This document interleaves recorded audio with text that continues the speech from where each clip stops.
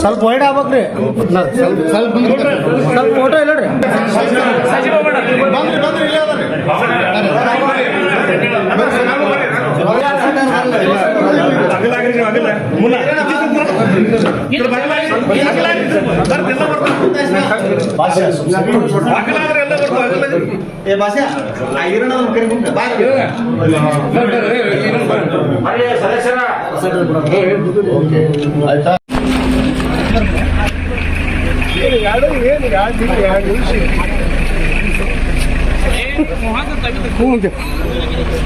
ಅಲ್ಲ road stop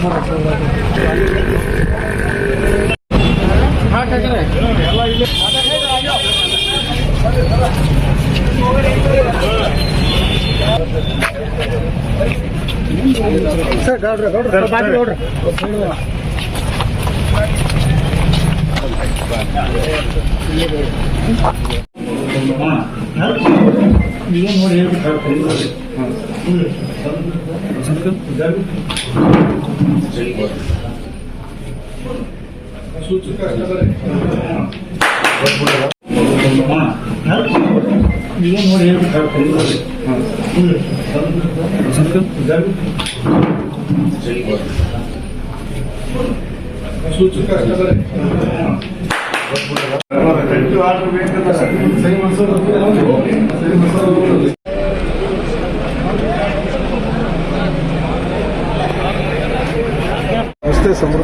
ಸಮೃದ್ಧಿಯಾಗಿರ್ಬೇಕು ಅನ್ನೋ ಉದ್ದೇಶದಿಂದ ಈ ಹೆಸರು ಸರ್. ಮಾಜಿ ಶಾಸಕರ ಆರೋಪ ಸರ್, ಭ್ರಷ್ಟಾಚಾರದ ಪಂಡ್ರೆ ತೋರಿಸಿ ಆರೋಪ ಮಾಡ್ರಿ ಸರ್. ಈ ಅವನಿಗೆ ಏನಾರ ಇದ್ರ ಬಿಡುಗಡೆ ಮಾಡೋದು, ಸುಮ್ಮನೆ ಈ ಹುಟ್ಟ್ಯಾಗ ಹಾವದೋ ಅಂತೆಲ್ಲ ಮಾತ್ರ ನಿಜವಾದ ಹಾವದವು. ಇವನಿಗೆ ಬರೀ ಅರ್ಬಿ ಹಾವು ಇಟ್ಕೊಂಡಿಟ್ಟು ನಾಟಕ ಮಾಡ್ತಾನೆ. ಏನು ಭ್ರಷ್ಟಾಚಾರ ಮಾಡ್ಯಾನ ಈ ತಾಲೂಕಿನಾಗ, ಅವಂಗೆ ಸೌಜನ್ಯತೆನೇ ಇಲ್ಲ. ಇವ ಅಂತ ಮಾತಾಡ್ತಾನೆ. ಮತ್ತು ಇವಾಗ ನಾನು ಗೌರವ ಕೊಟ್ಟು ಮಾತಾಡಲ್ಲ. ಅವಾಗ ಅದಕ್ಕೆ ಹೇಳಿದ್ದು ಅವ ದಡ್ಡ, ಅವ ಶಾಣೆ ಎಂದೆಂದು ಸಾಧ್ಯ ಇಲ್ಲ. ಈಗಾಗಲೇ ಶ್ರೀ ವಿಜಯ ಮಾಂತೇಶ್ ವಿದ್ಯಾವರ್ಧಕ ಸಂಘದ ಏನು ಆಡಳಿತ ಮಂಡಳಿಯ ಒಂದು ನಿರ್ದೇಶಕ ಶ್ರೀ ವಿಜಯ ಮಾಂತೇಶ್ ಕನ್ಸ್ಯೂಮರ್ ಸೊಸೈಟಿ ಹತ್ರ ನಾನು ಕೂಡ ಸ್ಪರ್ಧೆಯನ್ನು ಮಾಡಿದ್ದೀನಿ. ಈಗ ತಾನೇ ನಾಮಪತ್ರವನ್ನು ಸಲ್ಲಿಸಿದ್ದೇನೆ. ಬಹುತೇಕ ಇಲ್ಲಿರುವಂಥ ಅನೇಕ ನಮ್ಮ ಕನ್ಸ್ಯೂಮರ್ ಸೊಸೈಟಿಗಳು ಸುಮಾರು 15 ಸೊಸೈಟಿಗಳಿದೆ. ಅದರಲ್ಲಿ ಈಗ ನಾನು ಒಬ್ಬ ವಿಜಯ ಮಾಂತೇಶ್ ಕನ್ಸ್ಯೂಮರ್ ಸೊಸೈಟಿ ಹತ್ರ ನಾನು ನಾಮಪತ್ರವನ್ನು ಸಲ್ಲಿಸಿದ್ದೇನೆ. ಕೇಳ್ರಿ ಏನು ಪ್ರಶ್ನೆಗಳದಾವ ಸರ್. ಹಿಂದೆ ಇದ್ರೊಳಗೆ ಘಟಿಕೋತ್ಸವದಲ್ಲಿ ಒಂದು ಮಾತು ಹೇಳಿದ್ರಿ ನೀವು. ನಾನು ಶಾಸಕನಾಗಿ ಆದಮೇಲೆ ಸಂಘಕ್ಕೆ ಏನಾದರೂ ಮಾಡ್ತೀನಿ, ನಾನು ಮೆಡಿಕಲ್ ಕಾಲೇಜ್ ಕೊರತೆ ಇದೆ, ಇಂಜಿನಿಯರಿಂಗ್ ಕಾಲೇಜ್ ಕೊರತೆ ಇದೆ, ಅದನ್ನು ಅದು ಆಸೆ ಇದೆ ಮಾಡ್ತೀನಿ ಅಂದರೆ ಏನೋ ಆಸೆ ಇಟ್ಕೋಬೋದಾ ಅಂತ.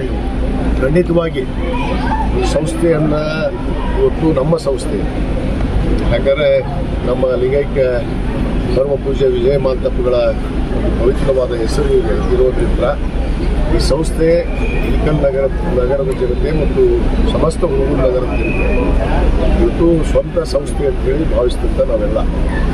ಆ ನಿಟ್ಟಿನಲ್ಲಿ ಈ ಸಂಸ್ಥೆಯನ್ನು ಇನ್ನೂ ಯಥೋತ್ತರವಾಗಿ ಬೆಳೆಸುವ ನಿಟ್ಟಿನಲ್ಲಿ ನಾನು ಹಿಂದೆ ಕೂಡ ಶಾಸಕರಾದಂಥ ಸಂದರ್ಭದಲ್ಲಿ ಪ್ರಥಮ ಬಾರಿ 2013ರಲ್ಲಿ ಅಂದಿನ ಚೇರ್ಮನ್ ಆದಂಥ ಸನ್ಮಾನ್ಯ MV ಪಾಟೀಲ್ ಅವರಿಗೆ ನಾನು ವಿನಂತಿ ಮಾಡಿಕೊಂಡಿದ್ದೆ. ನಮ್ಮ ಹತ್ರ ಸಾಕಷ್ಟು ಭೂಮಿಯನ್ನು ತೆಗೆದುಕೊಂಡಿದ್ದೀವಿ. ಈಗಾಗಲೇ ಒಂದು ಮೆಡಿಕಲ್ ಕಾಲೇಜ್ ಪರ್ಮಿಷನನ್ನು ಕೊಡಿಸ್ತೀನಿ, ನಾವು ಮೆಡಿಕಲ್ ಕಾಲೇಜನ್ನು ಪ್ರಾರಂಭ ಮಾಡಿರಿ, ಬರೀ ಭೂಮಿ ಕೊಟ್ಟರೆ ಸಾಕು. ಆ ಪರ್ಮಿಷನ್ ಕೊಡುವಂಥದ್ದು ಎಲ್ಲದಕ್ಕೂ ಕೂಡ ನಾನು ಸರ್ಕಾರದಲ್ಲಿ ನಾನು ಒಬ್ಬ ಸಂಸ್ಥೆಯ ಸದಸ್ಯನಾಗಿ ಕೆಲಸ ಮಾಡ್ತೀನಿ ಅಂತ ಹೇಳಿದ್ದೆ. ಬಹುತೇಕ ಆ ಭಾಗ್ಯ ಇವತ್ತು ಕೂಡಿ ಬಂದಿದೆ. ನಾನು ಈಗಾಗಲೇ ತಮಗೆ ಹೇಳಿದಂತೆ ಈ ಸಂಸ್ಥೆಯನ್ನು ಇವತ್ತು ಒಂದು ಒಳ್ಳೆಯ ವಿದ್ಯಾಸಂಸ್ಥೆಯಾಗಿ ಈ ರಾಜ್ಯದಲ್ಲೇ ಒಂದು ಮಾದರಿ ಸಂಸ್ಥೆಯಾಗಿ ನೋಡಬೇಕು ಅನ್ನೋ ಒಂದು ಕನಸಿದೆ. ಆ ನಿಟ್ಟಿನಲ್ಲಿ ಇವತ್ತು ಮೆಡಿಕಲ್ ಕಾಲೇಜ್ ಆಗಿರ್ಬೋದು, ಇಂಜಿನಿಯರ್ ಕಾಲೇಜ್ ಆಗಿರ್ಬೋದು, ಅನೇಕ ಶಿಕ್ಷಣ ವಿಚಾರದಲ್ಲಿ ಈ ಒಂದು ಸಂಸ್ಥೆಗೆ ಇನ್ನು ಸರ್ಕಾರದ ಸವಲತ್ತುಗಳನ್ನು ತರೋದ್ರ ಮುಖಾಂತರ ಖಂಡಿತವಾಗಿ ಈ ಸಂಸ್ಥೆಯನ್ನು ಒಂದು ಮಾದರಿ ಸಂಸ್ಥೆಯಾಗಿ ನೋಡ್ತೀವಿ ಮುಂದಿನ ದಿನಗಳಲ್ಲಿ ಅನ್ನೋ ಒಂದು ಭರವಸೆಯನ್ನು ನಾನು ಹೇಳಕ್ಕೆ ಇಷ್ಟಪಡ್ತೀನಿ. ಅದು ಅಲ್ಲಿ ಇರುವಂಥ ನಮ್ಮ ಆಡಳಿತ ಮಂಡಳಿಯ ಏನು ನಮ್ಮ ಅಧ್ಯಕ್ಷರಿದ್ದಾರೆ ಮತ್ತು ಎಲ್ಲರ ಜೊತೆಗೆ ಮಾತಾಡ್ಕೊಳ್ತೇವೆ. ಒಂದು ಅವಿರೋಧ ಆಗುವಂಥದ್ದು ಕೂಡ ಪ್ರಯತ್ನ ಮಾಡ್ತೀನಿ. ಅಂದರೆ ಅವಿರೋಧ ಸಂಸ್ಥೆಗೆ ಒಳ್ಳೆಯದು. ನಾನು ಮೊದಲೆದ್ದು ಈ ಸಂಸ್ಥೆಗೆ ಬಂದಾಗ ನಾನು ಒಂದೇ ಮಾತನಾಡಿದೆ, ಯಾವುದೇ ಒಂದು ಶಿಕ್ಷಣ ಸಂಸ್ಥೆ ಆಗಲಿ ಮತ್ತು ಖಾಸಗಿ ಸಂಸ್ಥೆಗಳೇನಿದೆ ಅದರಲ್ಲಿ ರಾಜಕೀಯ ಬೆರೆಸಬಾರ್ದು, ರಾಜಕೀಯನ ಬಳಸಬಾರ್ದು. ನಾನು ಕೂಡ ಈ ಸಂಸ್ಥೆ ಒಳಗೆ ಬಂದರೆ ನಾನು ರಾಜಕೀಯನ ಹೊರಗೆ ಬಿಟ್ಕೊಡ್ತೀನಿ. ಆ ಒಂದು ಬದ್ಧತೆಯಿಂದ ನಡಿಬೇಕಾಗ್ತದೆ.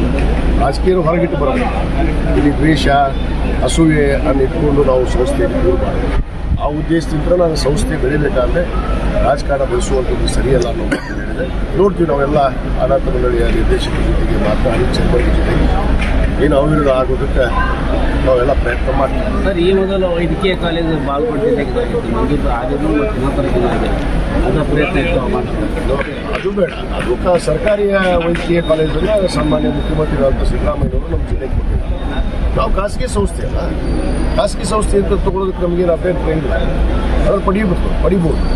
ಯಾಕಂದರೆ ಇಲ್ಲಿ ಈ ಭಾಗದ ಜನರ ವಿದ್ಯಾರ್ಥಿಗಳ ಒಂದು ಆಶಯ ಭಾವ ಕೂಡ ಇದೆ. ಆ ನಿಟ್ಟಿನಲ್ಲಿ ನಾವು ತೆಗೆದುಕೊಳ್ಳೋಕೆ ಏನು ತೊಂದರೆ ಇಲ್ಲ. ನಾನು ಮುಖ್ಯಮಂತ್ರಿಗಳ ಹತ್ರ ವಿನಂತಿ ಮಾಡ್ಕೊಡ್ತೀನಿ. ನಮ್ಮ ಶರಣ ಪ್ರಕಾಶ್ ಪಾಟೀಲ್ ಅವರು ಏನು ಸಚಿವರಿದ್ದಾರೆ, ಮೆಡಿಕಲ್ ಎಜುಕೇಷನ್ ಸಚಿವರಿಗೆ ವಿನಂತಿ ಮಾಡ್ಕೊಡ್ತೀನಿ. ಖಂಡಿತವಾಗಿ ಮೆಡಿಕಲ್ ಕಾಲೇಜನ್ನು ಪ್ರಾರಂಭ ಮಾಡೋದಕ್ಕೆ ನಾವು ಪ್ರಯತ್ನ ಮಾಡ್ತೀವಿ. ಸರ್, ಒಂದು ಪೊಲಿಟಿಕಲ್ ಕ್ವಶನ್ ಇದೆ ಸರ್. ಸಂಸ್ಕೃತಿನೇ ಅದು. ನೀವು ಮಾತಿದ್ದರೆ ಅವರಿಗೆ ಏನು ಒಂದು ಅತ್ಯಂತ ಕೀಳ ಶಬ್ದಗಳನ್ನು ಇವತ್ತು ಅಲ್ಲಿರುವಂಥ ಹಲವಾರು ನಾಯಕರ ಬಗ್ಗೆ ನೋಡಿದ್ದೀನಿ. ನಾನು ಹೆಸರುಗೊಂಡು ಹೇಳಕ್ಕೆ ಹೋಗೋದಿಲ್ಲ. ಇಲ್ಲೊಂದು ಬಿಜಾಪುರದೊಂದು ಕ್ವಾನ ಐತಿ, ಎಮ್ಮೆ, ಒಡ್ಡೆಮ್ಮೆ, ಈ ರೀತಿ ಇವೆಲ್ಲ ಸಂಸ್ಕೃತಿನೇ ಇಲ್ಲ. ಇವ್ರಿಗೆ ಸಂಸ್ಕಾರ ಇಲ್ಲ, ಸಂಸ್ಕೃತಿನೇ ಇಲ್ಲ. ಆ ಭಾರತೀಯ ಜನತಾ ಪಕ್ಷದಲ್ಲಿ ಯಾರಿಗೂ ಕೂಡ ಇಲ್ಲ. ಅವ್ರು ದೊಡ್ಡ ದೊಡ್ಡ ನಾಯಕರು ಹಿಡ್ಕೊಂಡೇ ಇಲ್ಲ. ಇನ್ನು ಇವರಿನ ಬಚ್ಚಾಗಳು ಸಿ ಟಿ ರವಿ ಅಂತ, ಅವರು ಒಂದು ಸದನದಲ್ಲಿ ಇದ್ದೀವಿ, ಸದನದಲ್ಲಿ ಯಾವ ರೀತಿ ಮಾತಾಡಬೇಕು, ಯಾವ ಶಬ್ದವನ್ನು ಬಳಕೆ ಮಾಡಬೇಕು, ಯಾವುದು ಆ ಸದನದಲ್ಲಿ ಮಾತಾಡಬಾರ್ದು ಅನ್ನೋದು ನಮಗೆ ಗೈಡ್ಲೈನ್ಸ್ ಇದೆ. ಪ್ರತಿಯೊಬ್ಬ ಶಾಸಕರ ಅವ್ರು ಮಂತ್ರಿ ಆದಂಥವು ಈ ರೀತಿ ಒಬ್ಬ ಹೆಣ್ಣುಮಗಳ ಮೇಲೆ ಅಸಹ್ಯವಾಗಿ ಅಸಭ್ಯದಿಂದ ಮಾತಾಡಿದ್ರು. ನಾನು ಖಂಡಿಸ್ತೇನೆ. ಅವ್ರಿಗೆ ಏನು ಹೇಳಿದ್ರು ಅಷ್ಟೇ ಅವರು ಭಾರತೀಯ ಜನತಾ ಪಕ್ಷ. ಯಾಕಂದರೆ ಅದಕ್ಕೆ ಅವರು ಸಿ ಟಿ ರವಿ ಮನೆಯಾಗ ಕೂರಿಸ್ತಾರೆ. ಜನ ಈ ಬಾರಿ ಮನೆಯಾಗ ಕೂರಿಸೋ ಉದ್ದೇಶನೇ ಇದು. ಒಬ್ಬೇರ್ಬಿಟ್ರೆ ಅವರು ಏನಕ್ಕೆ ಮಾತಾಡ್ತಾರೆ. ಕೇಂದ್ರದ ಸರ್ಕಾರ ನಮ್ಮ ಹಿಂದಿದೆ ಅನ್ನೋದು. ಸದನದಲ್ಲಿ ಕೂಡ ಈ ರೀತಿ ಗೊಂದಲಗಳನ್ನು ಎಬ್ಬಿಸಿ ಸದನವನ್ನು ನಡೆಯಕ್ಕೆ ಬರೋದಿಲ್ಲ. ಮುಖ್ಯವಾಗಿ ಇವತ್ತು ಸುವರ್ಣಸೌಧದಲ್ಲಿ ನಡೆದಂಥ ಒಂದು ಅಧಿವೇಶನ ವಿಶೇಷವಾಗಿ ಉತ್ತರ ಕರ್ನಾಟಕದ ಬಗ್ಗೆ, ಅಭಿವೃದ್ಧಿ ಬಗ್ಗೆ ಚರ್ಚೆ ಆಗೋದಕ್ಕೆ. ಯಾಕಂದರೆ ಸಾಕಷ್ಟು ಸಮಸ್ಯೆ ಇದೆ. ನಮ್ಮ ರೈತರ ಸಮಸ್ಯೆ ಇದೆ, ಮುಳುಗಡೆ ಸಮಸ್ಯೆ ಇದೆ, ಕೃಷ್ಣಾ ಮೇಲ್ದಂಡೆ ಯೋಜನೆಗಳು ಸಮಸ್ಯೆಗಳಿದ್ದಾವೆ. ಆ ದುರಂತ ಸಮಸ್ಯೆಗಳನ್ನು ನಾವು ಚರ್ಚೆ ಮಾಡಬೇಕು ಅಂತ ಮಾನ್ಯ ಮುಖ್ಯಮಂತ್ರಿಗಳು ಇವತ್ತೇನು ಸದನವನ್ನು ನಡೆಸಿದರೆ ಅಲ್ಲಿ ಪೂರ ನೀವು ನೋಡಿದಿರಿ ಮಾಧ್ಯಮದಲ್ಲಿ. ಬರೇ ಗೊಂದಲ ಸರಳವಾಗಿ ಸದನವನ್ನು ನಡೆಯೋದಕ್ಕೆ ಗೊತ್ತಿಲ್ಲ. ಇಂತಹ ಸಹಜವಾಗಿ ಮಾತಾಡುವಂಥದ್ದಕ್ಕೆ ಖಂಡಿಸ್ತೇನೆ. ಅದಕ್ಕೆ ಖಂಡಿತವಾಗಿ ಏನು ಈಗಾಗಲೇ ಸರ್ಕಾರ ಕೂಡ ಅದಕ್ಕೆ ಏನು ಕ್ರಮ ತೆಗೆದುಕೊಂಡು ಬರೋದಕ್ಕೆ ಈಗಾಗಲೇ ಆ ಸಚಿವರು ಲಕ್ಷ್ಮೀ ಹೆಬ್ಬಾಳ್ಕರ್ ಮೇಲೆ ಏನು ಒಂದು ಅಸಹ್ಯ ಶಬ್ದದಿಂದ ಮಾತಾಡಿದ್ರೆ ಅದಕ್ಕೆ ಕಾನೂನಾತ್ಮಕವಾಗಿ ಕ್ರಮಗಳು ಜರುಗ್ತಾವೆ. ಸರ್, ಇವತ್ತು